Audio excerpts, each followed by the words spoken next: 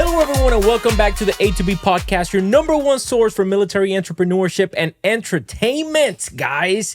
Make sure that you guys go hit that follow button, hit that subscribe button, hit that share button, and hit that like button because we are bringing you weekly and the most up-to-date information that anything that has to do with your military career. Like always, guys, I am joined by my co-host, Barry Bull. What's up, Barry? Barry Bull! I sorry, knife hands And drop came a out. comment, you guys. Don't be stingy with the comments. You hit everything.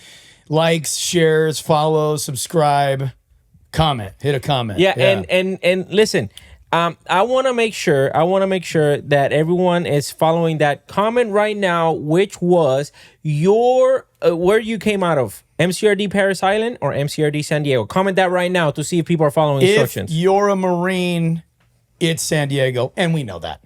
Yeah, if you're not watching us from the military or you don't have any affiliations, drop down the city that you guys are watching us from, and thank you so much for your support. Guys, today it was about time that we brought some raza over here to the podcast, guys. The reason for it is because we brought a lot of people. We brought a lot of people from all walks of the world, but I don't think we've had true representation whenever it comes to the staff NCO ranks and Hispanic people. So we brought you guys none other. You guys might know him as El Gunny and TikTok. We brought Gunnery Sergeant de los Santos, Carlos de los Santos. What's up, brother? How you doing? What's up, guys? So El Gunny here, para toda la raza que anda ahí. Y aquí tengo mi modelo, I'm just here, trying to have a good time with these dudes right now. Hell yeah, man. Well, thank you for coming. As I understand that you are in advanced school. Yes, right now I am in advance. Okay, so that's the reason why he's here, and here in California. So we shot him a message. He was super open to the idea. So thank you for coming, brother. Yeah, no problem, man. Now let's get started, man. Because I think your content is extremely hilarious. I really like your content. It's super funny. But I saw one of the ones that's very recent, that was talking about your beginnings. Yes. Like where you're coming from. And before we started the podcast, you said, man, I come from nothing. Can you elaborate on that? So yeah, I'm first generation. So, my mother was an immigrant. She came over here and, she had me here and she gave me the opportunity to be whatever I wanted. When I was younger, I wanted to be a lawyer. I talked to my mom about it. Things didn't work out. I tried to college down in San Antonio, Texas. And, just wasn't it. So, I decided I didn't want to work at McDonald's. I didn't want to just get a dead-end job. So that's when I went straight to the recruiter and was like, hey, I don't want to be here. I want to do something with my life, and then join the Marines. So, but before that, we struggled. My mom was coming up. We lived in the streets. We lived under bridges when I was young. Wow. That's crazy. From house to house.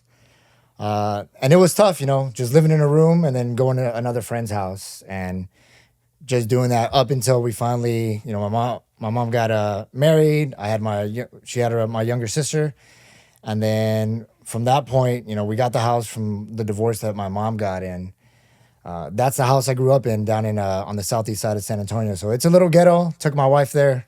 She found out it was real ghetto compared to how she grew up. But yeah, from there, her hustle, what she showed me, her fight, that's what got me to where I'm at right now at that point. Is your mom, she's from Mexico? Yeah, she's from Mexico. Where at? So my mom's from San Pedro, Coahuila. So that's the northern side of Mexico on the Texas border. Awesome. Okay. Yeah. Now, you mentioned, that's why I joined the Marine. Like there was no other. Well, he said he went to the recruiter, which as a recruiter, is that common? Kids just coming up to you? Damn it.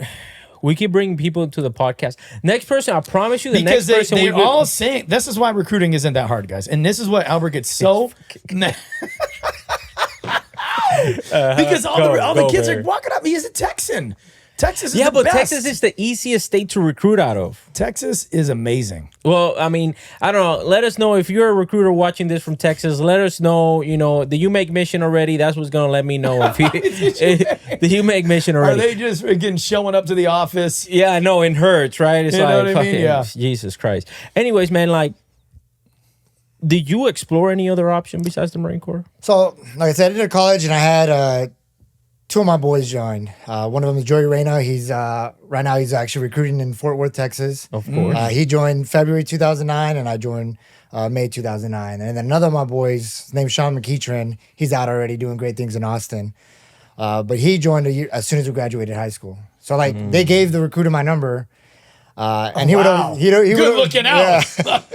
he would always call me, but you know I'd give him wanted the those runaround. points. I'd give him the runaround because I was like, I'm not really doing this. And I think once it got to that point, I was like, So but wait a minute. He called you before, and you were like, "Nah, dog." yeah, like a year before I decided to do it. Okay. yeah. What was the conversation like? Did you just shut it down? I just shut it down instantly. For me, especially with having a Mexican mother, like military is not it usually. Why? The Latin culture. It's just not. Yeah, te van a matar. You know, you're gonna get killed You're out gonna there. die. Yeah, that's exactly it. Like every time. So, you know, once I decided, you know, college just wasn't it for me. In my mind, instantly, I knew the Marine Corps. I'd say, you know, the best, the hardest, and I wanted a challenge at the end of the day. What was college life like, though? Was it like you're trying to, you know, maybe earn some money and go to class, and it just wasn't fulfilling? Like, what was going on there? So I was pretty smart. I was top 10% of my high school. Graduated at a 4.0 with a 3.8. Wow. I had scholarships. I had a soccer and tennis scholarship to Nice. Our Lady of the Lake University. I there would in San I would Antonio. not have guessed the tennis. Yeah, I know it's rare. It's rare. No, that's legit though. That's rare. That's freaking. But yeah, I did that, and then You're probably a pickleball master. I actually not played pickleball yet. Well, Really? It's super fun. I feel I like know. you're gonna be good. I gotta try it, but once I got to college, for me, I didn't have the discipline. I had so much freedom. I could show up to class or not show up to class. Yeah. And I was like, I'm so smart, is what I would tell myself. I don't have to show up to class. Yeah. And it backfired, right? The freedom, it felt nice because it was still in San Antonio. So I was still living with my mom, you know, rent free, didn't really have to work. I had like side jobs just to have money for me. But it was the freedom that at the end of the day screwed me up. And then I realized like, I don't have that discipline. This isn't, I guess the educational system for me at that point wasn't stimulating me anymore. And that's probably failure on my part too, for kind of, in a way, giving up. Yeah. So Now, you college felt is like a scam, so you took the right decision. college is a scam. So you felt like you lacked discipline, and maybe you felt like you weren't living up to your full potential in life, and you were feeling that. Yeah, I really was. But you were an athlete though, because you said you played soccer. Yeah, so then when I got there, I mean, I know I'm not like the best athlete, but then I realized, you know, playing soccer, I wasn't getting the play time that I thought I was going to get. So then that kind of demotivated me as well. Sure. And then I was doing tennis, and tennis was good. And then I realized, like, I'm Mexican. I'm 5'8". I'm not 6'2". And these dudes are like already looking over the net when I'm jumping to serve the ball. So like I was at a disadvantage, and that was kind of demotivating as well, you know. But I think the I biggest don't like thing, that, because you could have been the Oscar De La Hoya of tennis, and you really, and you know what? We're not giving up on the dream, and so I'm supporting you. Right? I mean, Does the Marine Corps has a tennis team? I don't know, but if I don't not, think so. Marine Corps. Does anybody drop that in the comments? Is there like what do we have here? What type I know of we have teams- football, baseball, wrestling, boxing, track and field. You know what I think it is? It might be something where they have to like assemble a team. You know, you've got to get the coaching staff, and it might be something that's kind of, in flux and whatever. I think they have softball too. yeah, they got soccer too. Soccer was like that was my love, passion, you know, of course. my passion. I got a soccer ball coming out of my skin tattooed on the back of my shoulder. Like I love it. So like tennis was cool and all, but I think just the soccer that demotivated me, and then with the freedom, it was kind of done. I was kind of So done. you went up to the recruiter, or did you call him? I went straight to the office. I already knew where it was. But you didn't. No other recruiter even tried it, or you didn't talk to them. Nope. Walked in. I knew the recruiter that recruited both my boys, and I was like, I'm just gonna go straight to him. You think it was because like your friends were already in? Yeah, that definitely played a part because when like I said, my boy Sean, he graduated, and seeing him in that uniform truly like showed me. I was like, damn, he looks good, you know. Yeah. He looks like he's doing things. He was 03. I'm not an 03, but he was showing me what it was. And What I is was your like, MOS? I'm 5711, so technically 5769. I'm a Seaburn chief, so I do the gas chamber. Yeah. Nice. Yeah, so I mean, it was them. They inspired me to do it. We just think that we don't know what that means. We just think that Seabird Marines only work when there's a gas chamber, and when there's not, there's nothing else. So That's it. Seaburn They stands. just go home. Yeah, no. So Seaburn stands for Chemical, Biological, Radiological, Nuclear Weapons Defense Specialist. So a lot of that entails is like you get us teaching you, how to survive in a chemical environment. What to do in a nuclear attack. Which at the end of the day, if you're anywhere nuclear attack, you're gonna die, whether you lay on the ground. But a lot of You know, but you know what was my favorite class? You're not gonna live. I'm so sorry. No. Hey, listen, I will be there to give you your googly. That was my favorite part about the Seaburn classes, though. Yeah. My favorite part about the Seaburn classes, we had to take them yearly, right? Yeah. It was we will have this like 45-minute long class, and at the end, almost 90% of the time, it's like, so the chances for survival, even if we do all this stuff, are slim to none. But if you do We're gonna do it it'll anyway. be more than 1%. So yeah. But it's what we teach, you know. We have to teach it. I do it. I believe in the gear because during we go to Fort Leonard Wood for, you know, when I was a PFC going through Seaburn school, they put us through a live nerve agent chamber. So you're inside. God damn. Yeah, you're inside this building, and there's actual sarin gas inside or whatever chemical. This is not a game. This is not a game. And I remember because we had the M40s. You remember the M40s with the Yeah, the of wood? course. Yeah. So I remember the M50s were just coming out, and they like sat us down, had us put it on, and did all this, making sure it was working right. And then we got in the mop suits, and you walk around there, and then you come out, they check your vitals again, and ensure. So like I knew the gear worked. For those that don't know, what's MOP? We got MOP is mission-oriented protective posture. Yeah. So that's the gear that you put on with the M50 mask, which is a field protective mask. It's not a gas mask, but that's what's supposed to keep the chemicals away. But once it's contaminated, you only have like 24 hours. So that's the thing. See how they do it? Yeah. See how they do it? It's like, yeah, well, once you do this, they're like, you're fucked. And I'm like, well, you Right. just save us the But time. he man. struck a little chord with himself right there. He was like, it's not a gas mask. Yeah, right? yeah, of course. It's kind of like saying a move instead of technique for McMap instructors. Exactly. That's like Yeah, when yeah. being in the air wing and people would call helicopters choppers, and you're like, it's not a Harley, okay? It's a rotary wing aircraft. Yeah. You know, that's how Marines are. So, brother, whenever it came to your early beginnings as I'm guessing Spanish is your first language. It was. Okay, but you already knew Spanish when you went to boot camp. So was there any type of language barrier there? It wasn't. So what I didn't know is going through high school, I was AP everything, you know, AP math, AP English. And come to find out, my junior year, the counselor called me in, and she's like, oh, we're going to take you out of I think it was like the ESL program, which I didn't even know I was in it, but because that was my first language, I was in it since elementary. Yeah. So like I definitely had more of an accent before I joined. And as I joined, it kind of went away Same because thing with me. Yeah. I would make fun of all the country boys, you know, start Hey, talking what's like up, that. man? How are you, dude? Yeah, how you doing, boy? Hell Simple yeah, fact, brother. dude. Yeah. Damn, they called you boy? No, Damn, dog. Damn. Not that bad, Oh not my that gosh, bad. you guys, we don't promote racism. No, I'm so no, sorry. no. I'd be like, hell yeah, brother. You know, I'd make fun of them, and then I just started losing, I guess, that dialect I had before. Yeah. So I'd say I'd speak a little more proper English. Yeah, but you're one Modelo away, right? Yeah, Every one time, Modelo you know what I away. mean? You get a couple in there. Yeah, so it wasn't a struggle to, you know, once I was in boot camp, because there was one dude that was from Mexico, and he had kind of a language barrier. Sure. But even though I spoke Spanish, my drill instructors knew, and they would make me hit the what's it called? Hygiene inspection? Yeah, the hygiene inspection. They make me do it in Spanish. Oh, you know, wow. you know, I'd hit it in Spanish. Right, right. So it wasn't. Can you still do it? No. We're not going down. We're not going down that far.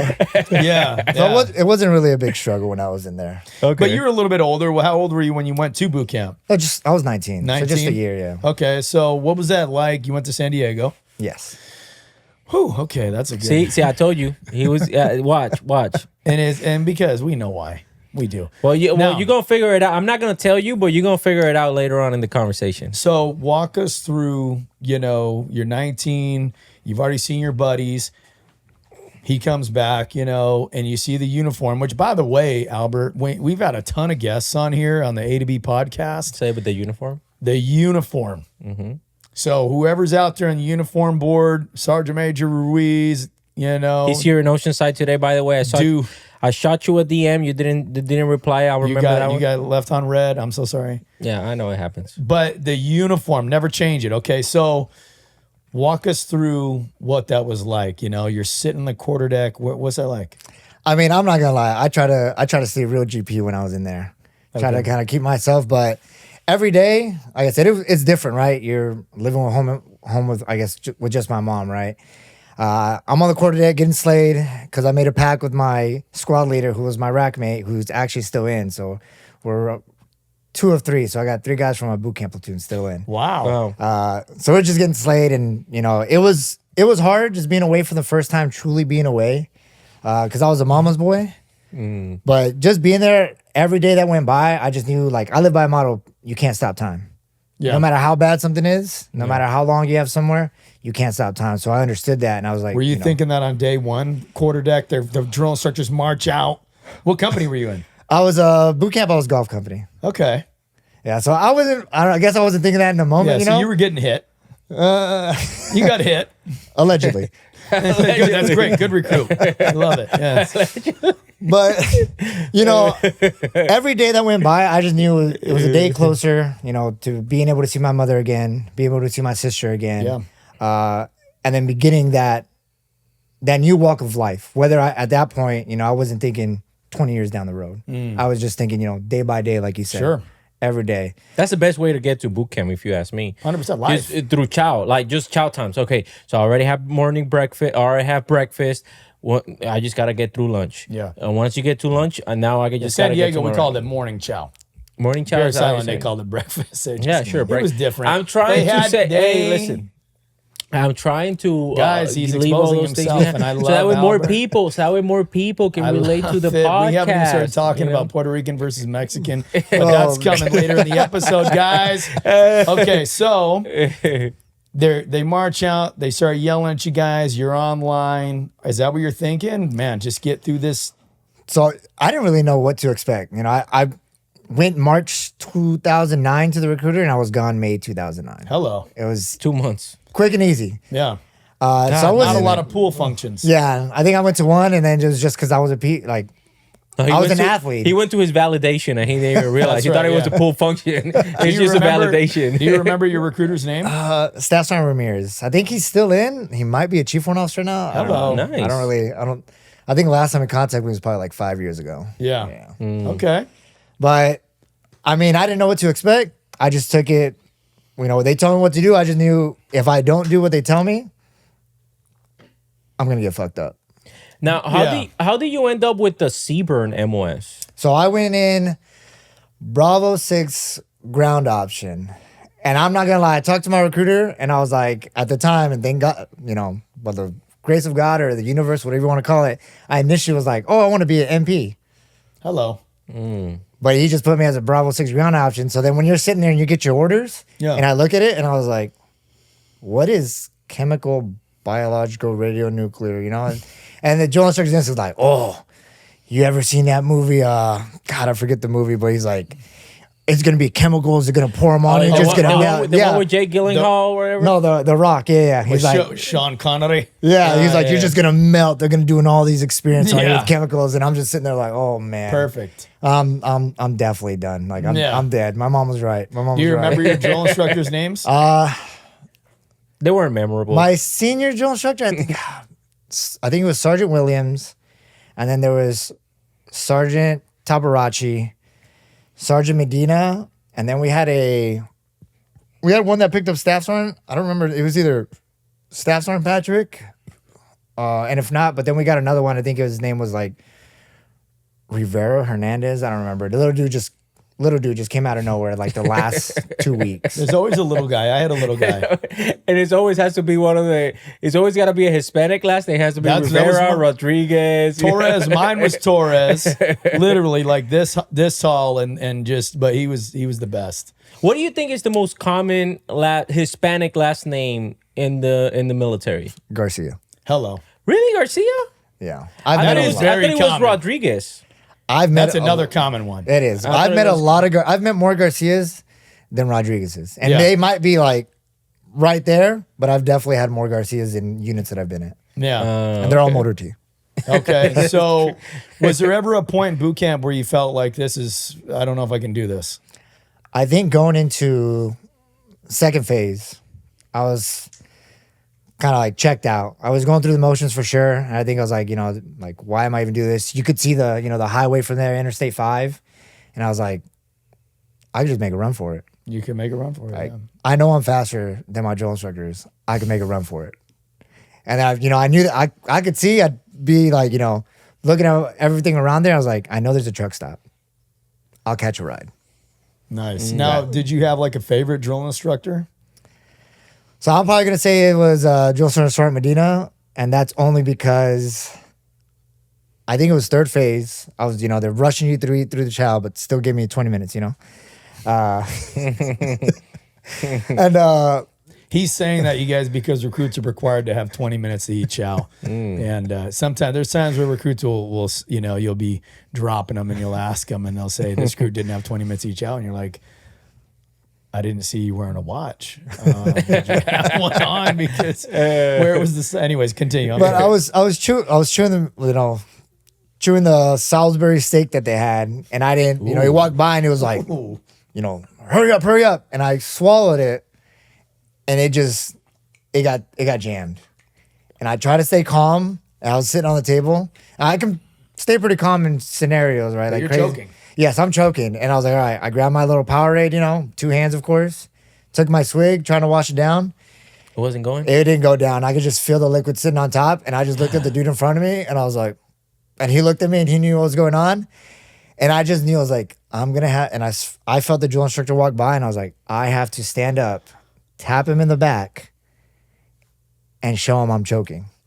And I stood up, terrified, and I just tapped him in the back. He turned around, ah! And then I did the choking, and he just instantly turned around, Heimlich maneuver, and then he just shot out, and he just told me to run outside, and that was a bad mistake to run outside, because as soon as I did that, and the other drill instructors see me, and they're just like, scream! Yeah. It's just bad. But I think, I came up to him once we became Marines, I was like, I want to thank you for saving my life that day. And he was like, I didn't do anything for you. And I was like, okay, all right, that sounds good. Why? No.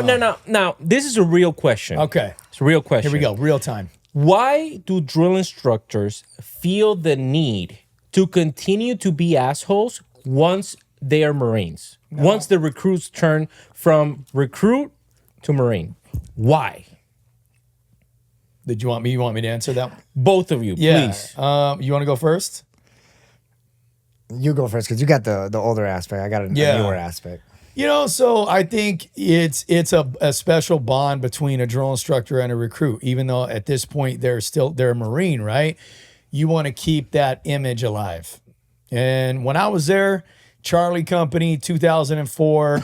I mean, you didn't sit down in front of recruits. You didn't eat in front of recruits. You didn't drink in front of recruits. You definitely didn't sleep in front of recruits. And you didn't wear your wedding ring in front of recruits. They didn't know what you drove. I love four-wheelers. They didn't know any of that stuff. And, that keeping that stuff from the recruits, at least the reason I was told was, they can't humanize you. Oh, wow, he drives this kind of car. Oh, he's married. He must care about it. The recruits want to know about you. And so they will take these little things that they notice and they'll, whatever, right? Yeah, try to ask you questions and all that stuff. Okay. Yeah, but to me, you're still a recruit. I don't care if you're a Marine or not. Like, I will. Okay. What about you? And for me, I guess this is where I find out. So I was a drill instructor as well. 2017 to 2020 when it went from third phase to fourth phase as well. Yep. For me, at the end of the day, once it became Marines, even when it was the 1 week Marine week, I wouldn't be like dabbing them up or anything. I'd still be, at that time, I was a staff sergeant. I'd still be that staff sergeant and still hold them. If they wanted to know about me, I wasn't afraid to tell them, because at the end of the day, if they're a PFC, like even now when I get my PFCs, I'm going to be hard on them when they first get to the fleet, of course. But I'm still gonna, still talk to them if they're going through things. And I felt like I want to be that example, right? And then when it went to 4 phases, I think it was a little easier to transition, because then you get 2 weeks. And I know that was, at least when I was told when we were there, that was a big reason, is drill instructors couldn't get past they're still recruits, So they gave them that 2 weeks. That's at least what they told me when I was going through. So I think it helped transition. There's still some that, wanted to be that way. And I don't think that's a wrong thing to do. That is who you want to be. And I think it's by individual. And there's nothing wrong with, in your mind, they're still recruits. There's nothing wrong with it. Yes, there is. I'm gonna tell you why. I liked your answer more than his. I'm gonna tell you why. Because that mentality, it gives the wrong perspective to what's gonna be the future of the Marine Corps. You know what I'm saying? Like I don't like that because essentially you mentioned it when you were saying it's like you go from your billet, which your billet is to be a drill instructor, to now being a sergeant of Marines, staff sergeant of Marines, gunnery sergeant of Marines, and the roles couldn't be more different. As a sergeant, as a staff sergeant, or as a gunnery sergeant. Like, and here's the thing. The reason why I asked that is because I've been in contact with drill instructors very recently. And dude, like some of the things that get said about like, dude, there was a drill instructor, and I didn't speak to this drill instructor. I just heard about this. Yep. Dude, this drill instructor was telling his Marine now, I'm gonna fuck your sister tomorrow in before graduation. Yeah, I remember hearing that. That's weird. You know? Oh yeah. I don't know. I think there was To a me, guest. to me, that was a guess. To me, was a guess. that's not even DI related. That's sick. But that's what I'm saying though. It's because of that mentality of like this guy is still below me. Like you have to understand the difference, man. Like, and the same thing I can relate it to, like this kind of like the same thing to relate it to recruiters. It's like, bro, you have to understand because we refer to us in recruiting duty, we refer to our guys as like applicants, right? Or applicants. But then, dude, we dehumanize and we forget. I know I did. I'm the first one that I'll be that I'm guilty. I'm just like, man, fuck that bitch. You know, fuck that motherfucker. Dude, and then my kids were little. And then now that they are starting to go into their teenage years, I'm like, bro, I hope nobody ever treats my children how I treated some of the applicants for the Marine Corps. Yeah. You know? So it's the same thing. Like, we have to take our emotions out of it while still being professional. And I don't know, but I just don't think that that's right. You let us know what you think in the comments whenever it comes like, man, like, do drill instructors and recruiters should be treating these applicants long after they become Marines as recruit or applicants? Let us know in the comments. Well, I mean, I think your answer is better than mine. You know, I agree with you. For me, I was young. I mean, hadn't even been in the Marine Corps for 6 years, and the environment was crazy. And we didn't have those Marine weeks. We didn't have those. You said it was 2 weeks. Now it's 2 week, yeah, with the 4-phase cycle. Yeah, we didn't have that, man. All we had was straight up, like, you know, This is on a timer. I totally forgot about that. So what happened? 30-minute timer. Okay, so but we're good though, right? Yeah, I just reset it. You're good though. Okay. yeah. So, you know, we didn't have those 2 weeks where it was like, these guys are Marines. You had freaking 2 minutes. You know, you had Because there wasn't a crucible then either, right? we had Back the Crucible, but it was in second phase. then? Oh, okay, yeah, that's what it was. Yeah. So they were not Marines after the Crucible. And I think that's a different perspective. They weren't. Really? You came, yeah, when I was there from 2004 to 2007, you did first phase, you know, and the major event there, of course, was initial drill. And then second phase, you did up at Camp Pendleton. Then, you know, you did all the field training up there, the Crucible, but they still weren't a Marine. Then you came back down south. You did final drill, prac, you know, swim qual, McMap, all that stuff. And they did not get their E-Globe and Anchor until grad week. So it was like, you know, I forget, you had like, you know, family day. Yep. And I think that was Wednesday maybe of that week. And that's when they got their E-Globe and Anchor. Yeah, that's what I've heard from a lot of like people that came in earlier. Salt is dogs. Yeah, salty. You know, I'm a salt dog, but they're salty. But yeah, they would. You get their E-Globe and Anchor, then they were gone. You dismissed them. They went out with their family. They came back. You cleaned them up, whatever.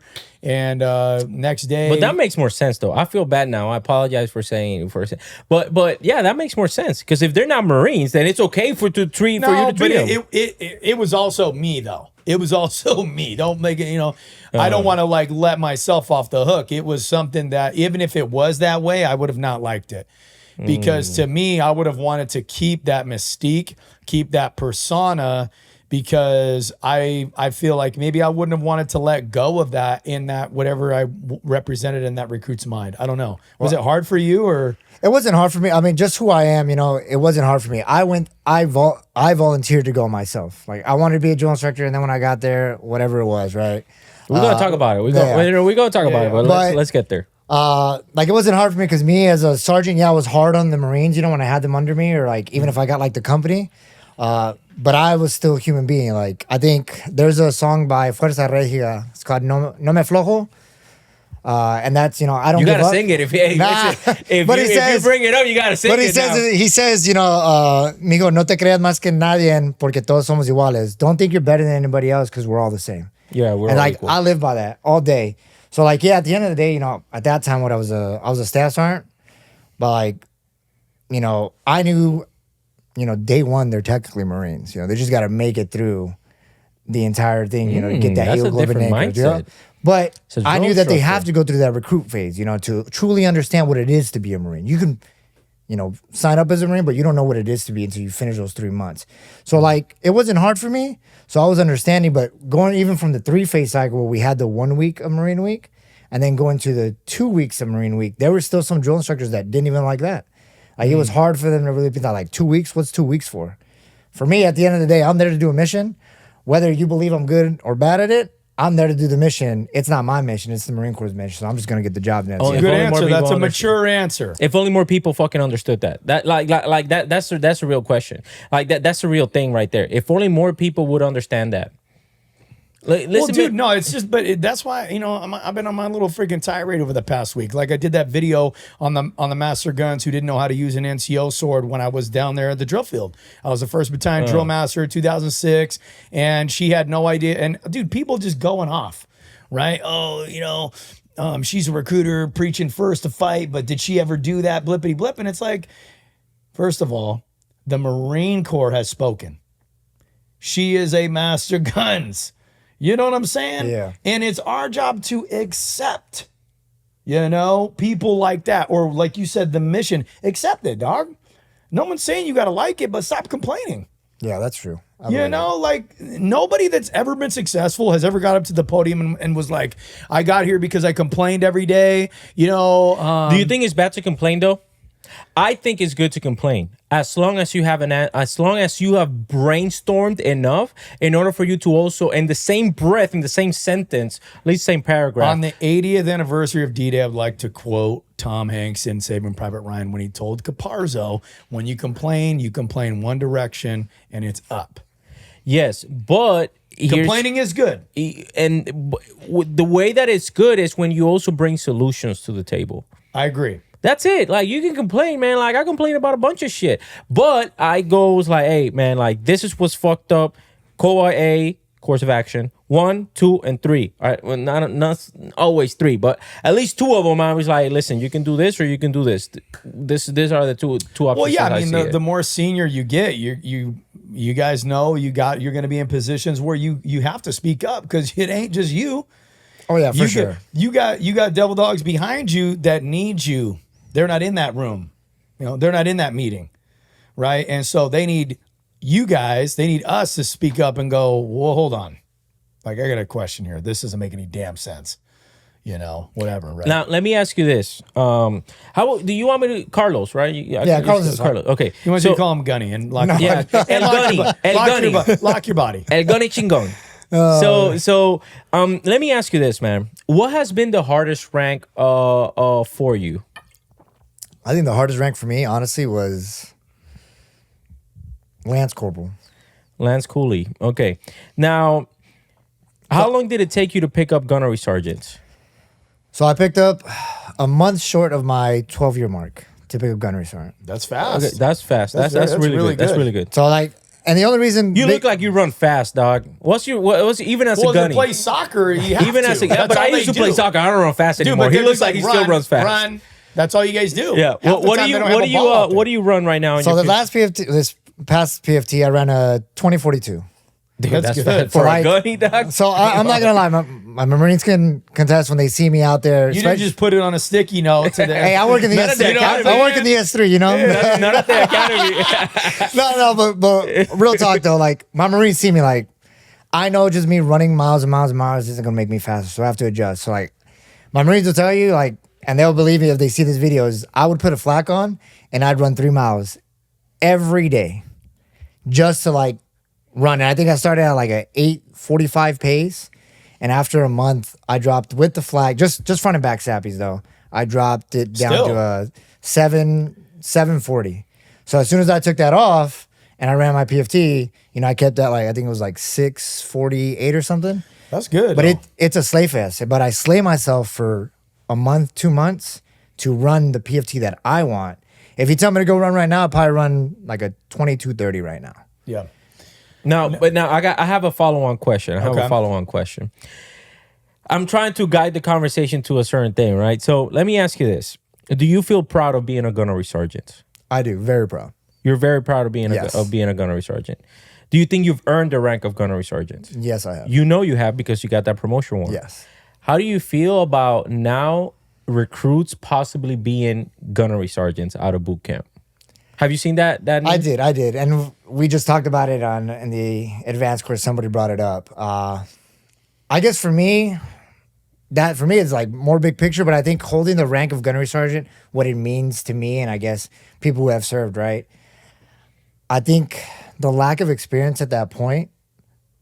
I'm not gonna lie. They came in and then they tried to tell me something. I'm like, bro, you're not a real gunnery sergeant.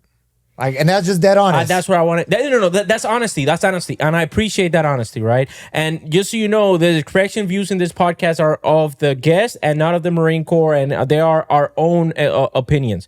Now, here's what I would tell you, though. That's where I was going to. Because, and you probably seen it in advanced course, there's gunnies that don't look at other gunnies as gunnies. And they've earned the rank. Meaning specifically, the ones I'm talking about. Like probably like the combat ground support. What? Like the L3s, it was like you ain't a real gunnery sergeant. Pogue. You tell me you picked up went to Okinawa. That's not a real deployment. You picked up at 11 years. You freaking boot. I've been a gunnery sergeant for 6 years. I was a lance corporal for 17 years. you know the ones I'm talking about. I don't know, man. I've had good experience with my boy who's recruiting right now. Yep. He just finally picked up gunnery sergeant at his 15-year mark. Just picked it up. And dude was a 3.5 when they were in Sangan. That man saw a whole bunch of crazy shit. Purple Heart recipient. Good dude, motivated. He's an 03. And I don't know just because he's my friend, but also other people that I've met. I've never had that. I think the higher I got, the less you're a pogue. The less I've got of it. Yeah. Maybe of course, because there's the less people that were willing to tell you a pogue as you're a gunnery sergeant. It's not the same thing for you as a corporal to be called a pogue by other corporals, other sergeants. As a gunny, their group gets smaller, so there's less gunnies. But there are people like that. I will agree. There are people. There are people like that, right? So that's the reason why I say that is because I think I understand big picture as well, right? But it's not the same thing like the Army does, because the Army does the same thing, but for the rank of E4. You can either be a specialist or you can be a corporal, right? Yeah. If you go in as a specialist, then you're not a real leader, but that's okay. That's a corporal. You're talking to me about a gunnery sergeant. That's the most prestigious rank in the entire Marine Corps, more than sergeant major or master gunnery sergeant, if you ask me. So, to now taking that into account, I don't know. How do you feel about that? About what? About recruits going to boot camp, graduating as E7s, and if a recruit, you as a drill instructor, if a recruit graduates now a Marine, listen to this, now a Marine, and you went to the drill field as what? As a sergeant? Went as a sergeant, yeah. You went as a sergeant. Now you have a Marine that is an E7 and outranks you. What do you do? Would you stand up parade rest for him? Yeah, well, so here's the thing, and this is just my understanding. Okay, I could be totally wrong about this. I'm wrong at least once a day. You got civilians already in the Marine Corps. Not everyone has to rub elbows with them, but when I was with Marine Corps Base Camp Pendleton, they're every freaking where. Yeah, they're everywhere. Like Headquarters and Support Battalion, the ADG is a civilian guy who's been there for 15 years, Yeah. Retired Chief Warrant Officer 3 or 4 or something like that. And those people are pretty priceless. Why? Because think about that level of continuity, the expertise. They've seen it. They also were a Marine, right? But what was happening is some sort of similar, right? You're not a real gunny. Well, you're looking at the civilians and they're trying to get you to do stuff, and it's you're a civilian. Yeah. Okay, so now we're starting to have the conversation. Okay, how can we put him in the same clothes as you? How can we put this gal in camis, right? How's that actually look? What's, you know what I mean? So that's my thing of it. I don't think it would work. I don't think it would work in a million years. I mean, look at how much ball breaking we give the reservists. You know, I mean, that was the whole fight when I was on I&I duty. You're there with the active duty staff, and that's all they say all the time about the reserve. Oh, you're not a real Marine. And it was kind of hard sometimes. Like the first sergeant reserve first sergeant would get lippy. And I'm like, okay, dude, but respectfully, you did one enlistment, you got out, you've been doing the last, 15 years in the reserves, man. So you got as much active duty time as I had as a sergeant. Okay. I'm just, for whatever it's worth. All right. And that's what people are going to say. Right? Yeah. It's the reality. That's how Marines are. Marines are always going to Marine. It's just like being a drill instructor, right? I was just having this conversation the other day. Oh, I heard boot camp's gotten easier, this, that, and the third. What would you say? Has boot camp gotten easier? I wouldn't say it got easier because, our PT standards have gone up since the 90s. But our drill instructors bringing that heat. They're bringing that heat, but, there's more eyes on it. So they want to. I'm not going to, they definitely want to, but I wouldn't say, I probably wouldn't, you know. Say anybody's getting beat, probably will say like back in the day, but so I want to give a little shout out. He was my neighbor, retired Master Gunnery Sergeant 0369 Ishmael Segredo, Silver Star recipient. After he left the drill field, Charlie Company alumni, MCRD San Diego, California. You know the vibes, but I went up to him. I'd never seen him. He was, because he was a drill instructor, right? Yeah. And I was at home one day. I was a young NCO, just came back off a deployment. They made us move out in town. He walks up, and I don't remember how we even got to talking, but I was like, I heard boot camp's easier. You hear all this stuff as a young Marine. Yeah. And he's like, nah, man, come watch a pickup. We're actually on pickup week or whatever. So, we'll get you in there and you can watch it. And my mind was blown at what I was witnessing. I was like, oh my gosh, these guys are lunatics, And then fast forward to when I was a drill instructor to when you were a drill instructor. In the statement I made to the person that was basically saying, I heard boot camp's easier and is it like what it was, blah. It's the Marine Corps, man. And we're always going to find ways to be Marines. Mm-hmm.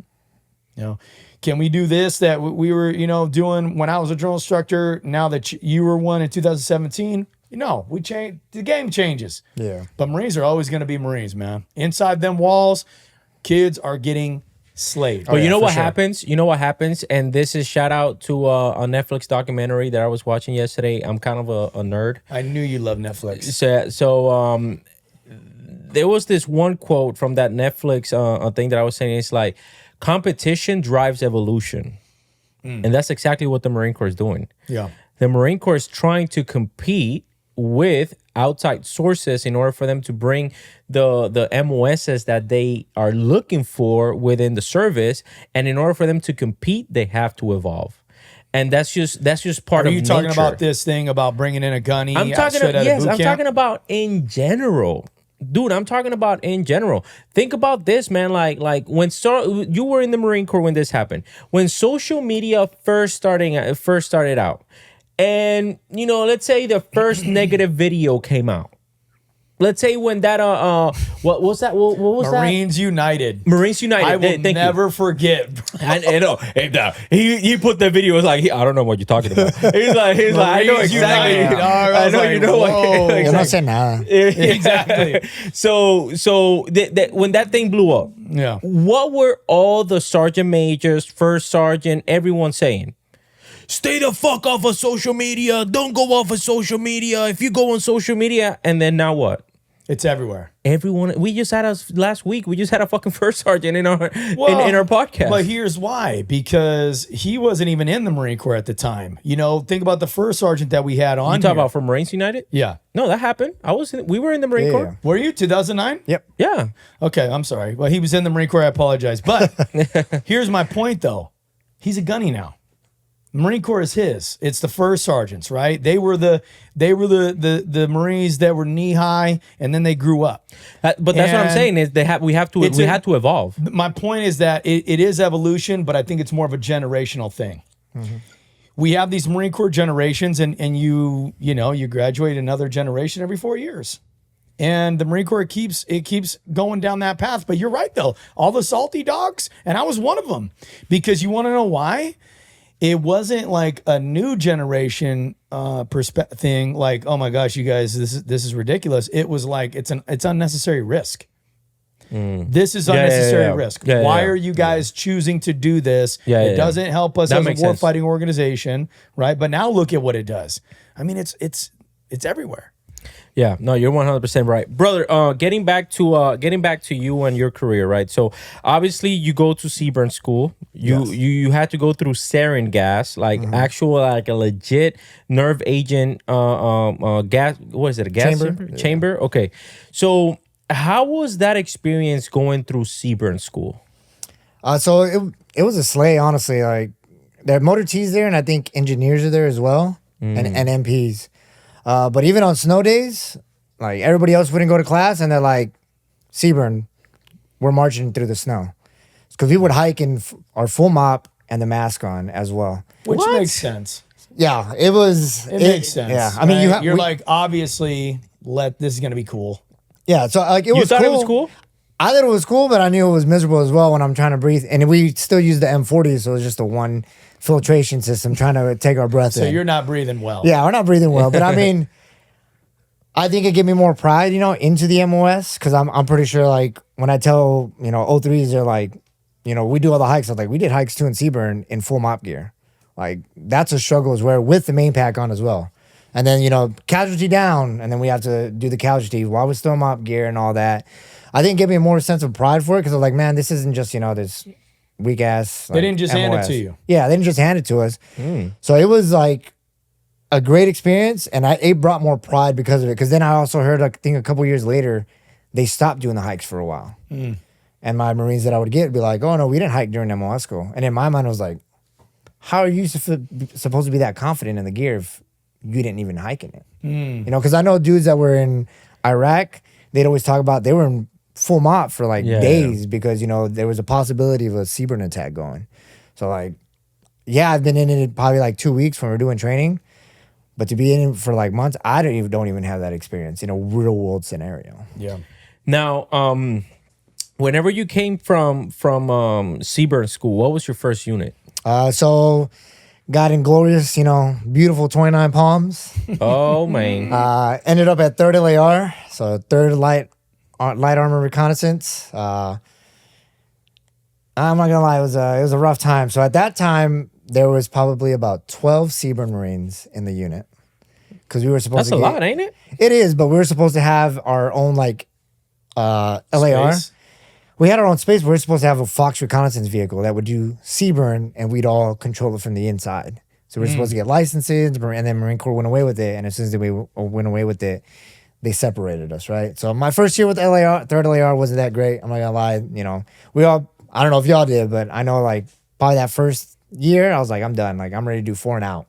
No mas, A lot of people feel that way. And it was, in my mind, right, a young devil dog, the senior lance corporals, that you have. Yeah. For me, since they were like my direct leadership, to me were toxic. Is that what you say? Why Lance Corporal was your hardest? Right? Yes, for sure. And like, I'm from San Antonio. I'm from the southeast side. We ghetto down there, and I wasn't gangbanging or anything, but it toughens you up, and the life that I lived toughened me up. And I just, I don't like being a bitch to nobody. You say something to me, we might fight. I'm not gonna win, but I'm still gonna stand up and be like, you're still a bitch, but you beat me. It's all good, yeah. I like that. That's all I'm about. I respect that, but that's the Marine Corps though. Yeah, so I remember, I didn't even know his name. This corporal came in and started trying to mess with me on field day. And I know he was an 03 and I'm Seaburn, and then my senior lance corporals jump in, whatever. They try to get me too. I was like, I don't care, man. You're not gonna mess with it. You're not gonna break me. I've been through more hardships than some of you had. And maybe they went through too, right? But I was over it. So that toxic leadership for me, I was just kind of, But why would you define it as toxic though? Was it just because they were trying to mess with you for no reason? Was it? Yeah. It was for no reason. Okay. Just because I was a new guy. Got it. And I understand things happen, but it comes to a certain extent, right? Yeah. At the end of the day, that's a culture though in those ground MOS. It is, but like I said, the way I grew up, I couldn't just turn around and take it, I guess, right? I had to speak up, and when you speak There's nothing up, wrong with that either, though. but when you speak up, it makes it harder, right? Yeah. And that's unfortunately, but I'm willing to climb that hill. I'll stand on that hill and Yeah. like I don't care at the end of the day. But I'd say talk leadership because these dudes were one of them got kicked out for what was it? Popping at a rave. Right. For drugs. Yeah, for drugs. So like you're trying to tell me this, but you're drunk. You're drunk every time, and you're trying to mess with me, and trying to set the example. But then one of them was like fat, and I was like, when you're trying to tell me to PT, when I can out PT you, like set the example for me. And when I want to do McMap, you don't let me. That's like, what you. You're not it. That's what used to get me, man. And I'm glad that you touched on that because even at a young age, as a new Marine, like you ain't stupid. Yeah. Your eyes are working just fine. You're like, Exactly. okay, you suck. You're fat. Yeah. You're doing drugs. You're drunk every night. And you guys are coming here trying to mess with me. Like, no, dog. Like, at the end of the day, it might be a different story if you were somebody that was worth being, respecting. But like, you're not. You're not good at your job. You're not good at being a man or an adult, Yep. right? So it's like, and I used to tell a lot of leaders that, and it's true, man.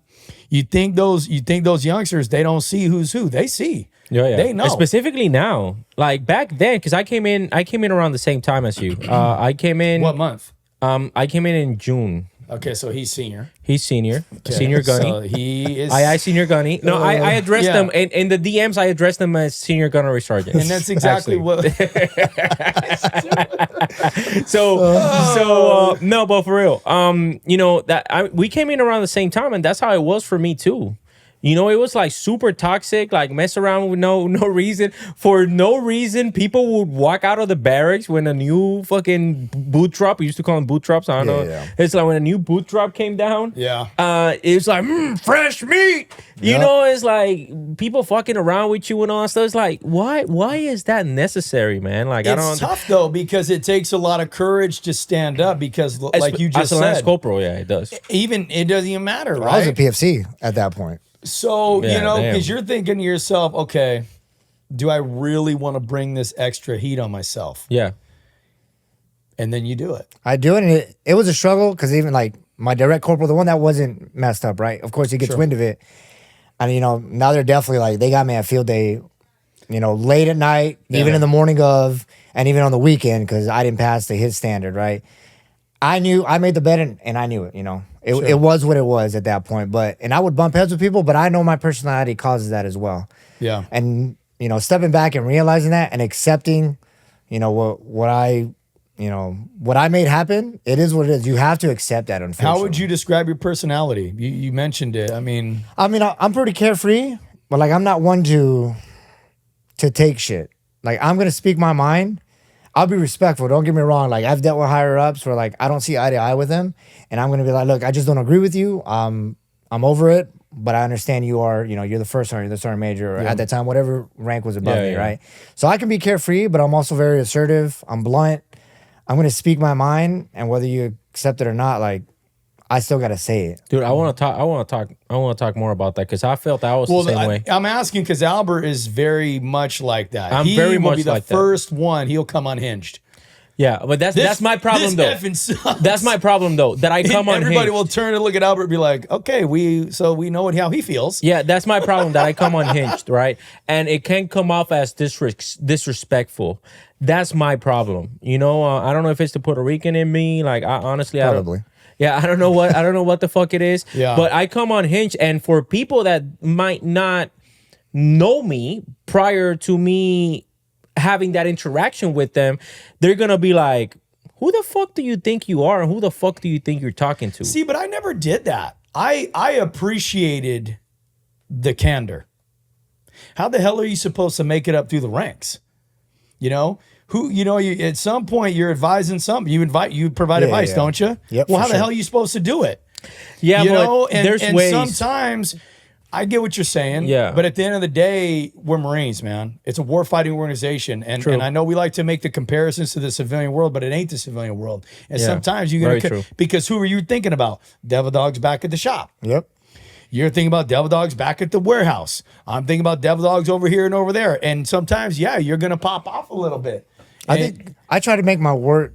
And I think the biggest reason people haven't let me, I wouldn't say unhinged, but like speak my mind Yeah. is because of the work that I do. My work shows. So when I speak up, they take what I say because I get the job done. Sure. No matter what is asked of me. And I think that's probably a reason why people let me do it. But has it got me in trouble? Yeah. But I mean, not like NJPable offenses or anything, but Sure. Yeah, You've same thing with you've me. had some one-way conversations, maybe. oh yeah, for sure. I just take it. I tell Marines, I'm not a higher rank where I can't take an ass chewing. But I never take it personally. Yeah. Never. And that's what I tell my Marines. Never take me, chewing your ass or correcting you or whatever. If I yell at you, it was in that moment. After that, let's get back to work. I don't care. Do you yell at Marines? When they're really like I saw a Marine. Like, what would make you yell? You just go, I'm No, not yell. Like I guess like get on your face. multiple offenses of like the wrong thing. Like, Sure. I've had Marines like be late constantly. It's one thing to be late, but when you're late the exact same time every single day, It shows they don't care. adjust yourself, Then I kind of, and then when I try to correct them and then they try to give me the excuse or they, at that point, I don't care about excuse. I don't need an explanation. I just need you to let me chew your ass.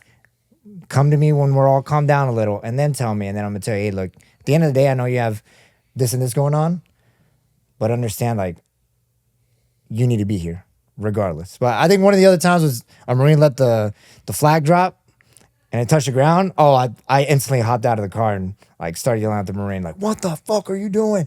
Get the flag up. How was he in a position to do that? Was it like a run or something? No. So Colors? colors. Yeah, colors. Oh, wow. Yeah, dropped it during colors. So yeah, Hello. when they were bringing the flag down, no situational awareness, and they just let it. The one pulling it down, of course, they're doing their job, but the one holding it let it touch the ground. And I instantly got out and started yelling at them. Wow. And I told him, I was like, do you understand, like, whether or not you believe it is, like, people have died for that flag. People get buried, and their families get that flag. Yeah. Like, do you understand the I've handed significance? a lot of them out, Like, the significance to that is what really breaks my heart every time. And like, I feel like I'm getting goosebumps just feeling it, talking about that kind of stuff. I like that. I'm gonna tell you what made me truly yell at like chew a Marine's ass the very last time. And this has been a long time since that happened. But for me, it was like blunt disregard and disrespect towards what I'm saying. Example. Like it's okay to disagree. I love when people disagree because that creates conversation. Kind of the reason why we started podcast. But you're in the middle of saying something, and I'm like, Dude, I was in the middle of saying something and I'm asking feedback from the sergeants because I was staff sergeant and I got all of my sergeants around. And I was like, hey guys, like, what the fuck are we doing? Like, y'all told me, because I always used to give people the rope to hang themselves. Yeah. So I was like, okay, sergeants, at the beginning, Metaphorically speaking. Yeah, when I first So when I first got to the section, or when I used to always get to a section, I always used to ask all the Marines, regardless of rank, gender, race, whatever, what is fucked up? What do you think we could do better? How can I help you? I like that. Boom. We need to do this. We need to do this. We need to do this. We need to do this. We need to do that. Perfect. I would listen. I would observe for about a week or 2 weeks, right? And this is a unit that is not like completely messed up, because I had one situation that I've covered on the podcast that was not like this, right? Sure. But like units that are like normal, I was like, okay, how can we improve? I would do that. And I did this with this unit. And I tell them like, okay, so sergeants, I need y'all to take charge. Because the main complaint from the sergeants was the staff NCOs don't let us be sergeants. That was their complaint. That's always a complaint. It's like the staff NCOs don't let us be sergeants. So I'm like, okay, so sergeant, y'all gonna take charge and y'all gonna let me know whenever y'all are ready to do this. What time are we gonna get this done by? Oh, we're gonna get it done by 1400. Okay, 1400 rolls around. And at 1400, I'm walking around. I was like, hey, let me get all the sergeants in here. It was like 1430. So like, let me get all the sergeants in here. I was like, what's going on? Oh, well, they started with excuses. It's like, well, don't y'all see the reason why now is it that people don't trust y'all? It's because y'all gave me a timeline and y'all didn't meet it. I gave you guys all the tools in order for you guys to meet it, and you guys didn't meet it. And then this sergeant really wasn't having it. And then he goes like, this is fucking stupid, and then slams the door behind him. Oh, yeah, no, He left, And then he left. Oh, no. and he didn't know you. Dude, I came unhinged He really did not quickly. know that you're an iguana wrestler from PR. I came on Hinge very fucking quickly. very quickly. Like I was like, "Come here, Sergeant," because I knew. Because in supply is toxic, right? So you can't just chew out a Marine out in the open. And as a O3 or in the combat ground support, it doesn't really fucking matter. Disrespect, it gets corrected on the spot. That's how I grew up, right? But in supply, it's not like that. It's like, come in the office. But I say like, get the fuck over here in the office.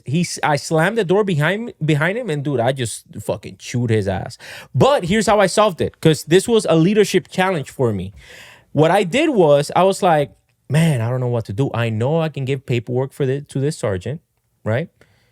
But I don't think that's the proper thing, because now he's gonna feel like he works for me, not with me. And I was trying to get Marines to work with me, not for me. Because when Marines work with you, what that means is that they feel as part of the team. And that's what I wanted to have this guy feel, right? So next morning rolls around, I call the sergeant in the office, and I already have the paperwork. Boom, right here. So I put the paperwork, and I was like, here, before you sign though, brother, I'm just trying to help you out, man. So I had a one hard conversation with him. It's like, listen, man, I don't even want to give you this piece of paperwork. How are you going to fix this? Oh, well, I'll be the first one here in the mornings for open up, and then I'll do lock up for about a week. I'll make sure that the Marines are doing this or doing this or doing that. That Marine became my number one sergeant afterwards. Wow. Because he appreciated the fact that I knew I was in all my right. Would you say I was in all my right to not only chew him out, but also give him some type of paperwork? And I decided to be like, you know what, man? Let's have a one-on-one conversation. And then that Marine worked out. Sergeant Lamverside, hopefully Staff Sergeant Lamverside by now. Last time I saw him, he was Sergeant. But Staff Sergeant Lamverside, you know exactly what I'm talking about. Shout out to you, brother. Great Marine afterwards. I'm not against yelling. You know, I didn't do a lot of it. I think like later on in my career, I think for me, it comes down to, you know, do I see potential in you? Yeah. You know, I'm not going to sit there and scream at a Marine who genuinely does not care. You know, we all know the IDGAF look, right? I don't give a Well, they care about something, though. They care about something. That's but, what you got to hone in on. And you get those Marines, and there's just the lights are off, man. Nah. You know, they're in. If the lights were off, they would be getting kicked out of the Marine Corps. For Marines just going through the motions, and a lot of them are. Though. That's my point. But most of the people that are going through the motions are staff NCOs. Prove me wrong. Oh, well, statistically, that's not true. No. Statistically, it's very far from true. I promise you, I've had conversations with staff NCOs. Per capita, by far, the most disciplinary issues are E4 to E5. No, because per capita. But volume, it's always going to be E3 and below, because that makes up the vast majority. Exactly. But I'm telling you, the staff NCOs are the worst perpetrators of this, because they are past that. They're past that threshold. 12 years, 13 years in the Marine Corps. I only need 6 more. I only need 5 more. And then they just show up, clock in, clock out, and then that's it. Mm-hmm. But I think the majority that actually care don't, though. I mean, because I can say I have met staff NCOs like that, but I see more like, sure, they got 2 years left or something, but they're still putting into them for their Marines. Yeah, most of them, they keep their heads down and they're working. But who did you guys cite as examples for, you know, toxic leaders? They weren't staff NCOs. Yeah. You know, they were Lance Corporals, they were NCOs, you know, and that was the same thing with me. It was not a staff NCO. You know what I mean? There's definitely a lot of them out there. I'm just saying, for me to get really amped up, I have to be able to look at a Marine and go, you know, I'm looking at you like you're the captain of the soccer team. What are you doing? You really freaking are screwing this up. I don't want to see you get off the path that I see you on a very good path. I don't want you to you know, to be that kind of Marine who you get NJP'd a couple of times and all of a sudden you're getting kicked out, man. But then you got the other Marines where I'm not saying I didn't care, because I cared about all of them. But this guy or gal, they already got like 2 feet out the door. Yeah. You know, they're a 3-time BCP failure. They popped on cocaine. Like, what are you going to do? You know, like at this point, it's damage control. I'm not going to yell at you. I literally have had a Marine come in my office and be like, I cannot stop doing cocaine. Yeah. What are you going to scream at the guy? No. I mean, he's popped on 15 piss tests. We put him in the brig. Like at this point, I'm just trying to get Marine Corps dollars and work out of the guy for the money he's actually getting paid, right? I'm not going to yell at him though, but he was Mexican and I did make him call his dad. And his that- dad literally got on a plane yeah. that day. His dad had no idea. Wow. Dude, his dad had no clue. And that kid broke down and turned over a new leaf. Turned over a new leaf. I didn't say nothing to his dad. I just said, sir, your son has something he wants to tell you. You know, and he broke down. Sergeant Major, please don't make me call my dad. I'm like, call your dad, dog. Call him. You just told me you can't stop doing cocaine. You're literally hurting other Marines in the unit. You know? That's Call him. deep. That's deep. Yeah, but I'm not going to yell. That's my only thing. That was me. That was the last time. You know what I mean? Would you yell at that guy? No, I had a case very similar. Well, it's like supply that. battalion. I mean, Yeah, of course you supply did. battalions are fucking You wild. weren't just supplying gear, huh? Supply battalions are wild. And I had a guy, and the problem was I was the S3 training chief, and for some reason, somebody up at fucking the command deck thought it was a great idea to put all the Marines that are under investigation and all the Marines that are getting kicked out All of in the them. S3. It's either S3 or S4 every time. It is. Every single fucking time. Like, listen, like, we're dealing with people's PPI. Like, you can't put a fucking libel risk with dealing with other people's personal information. You know what I'm saying? Like, investigation is happening. All of a sudden, this Marine has access to the other Marines that's being investigated, PFT, CFT, all of his But then you're education. getting yelled at when 15 Marines aren't getting promoted because their scores didn't get ran properly for the last PFT. You're like, Sergeant Major, dude, look, you got me up here with Jerry's kids. I wish I had Sergeant Major. Never mind. I'm not gonna go there. Listen, guys, we've been talking for about 45 minutes now. We're gonna do a part 2 to this podcast because we want to make sure that we left as Gunny de los Santos, Carlos as a sergeant. Now we're gonna resume his career. In the second part of this podcast, whenever he goes, from his other unit, past 29 Palms, his tour as a drill instructor. I think Barry's going to be very impressed with what he got to say. And then from there, we're going to be talking about what he's doing down and what career progression he sees for himself. So, Barry, where can people reach out to you at? You guys know where to find me. Instagram at Bull5277, TikTok at Bull52772, YouTube. Link is in the bio. The A to B podcast. Subscribe, comment, share, like. Drop it in the comments a guest you'd like to see next time. Those are my social media platforms. You guys know where to find me. Hit the link in the bio. The call is free, and the change will last you a lifetime. Carlos, where can people reach out to you at? You can find me on TikTok, EL_Gunny. So El Gunny _ oh, sorry. El _Gunny on TikTok. And then for Instagram, it's Mojo _one and only. You can catch me on that. I'll be right there. I'll accept anything that comes through. Awesome, guys. As you guys know, this is your number one source for military entertainment and entrepreneurship. Make sure that you guys check out any of these videos that are going to be popping up here pretty soon. Make sure that you guys go to all of our social medias. Make sure you guys follow us. As you guys know, I'm your number one source whenever it comes to real estate. Make sure that you guys go to the link in the bio, schedule a call, schedule a consultation, and I'll see you guys in part 2. Let's go.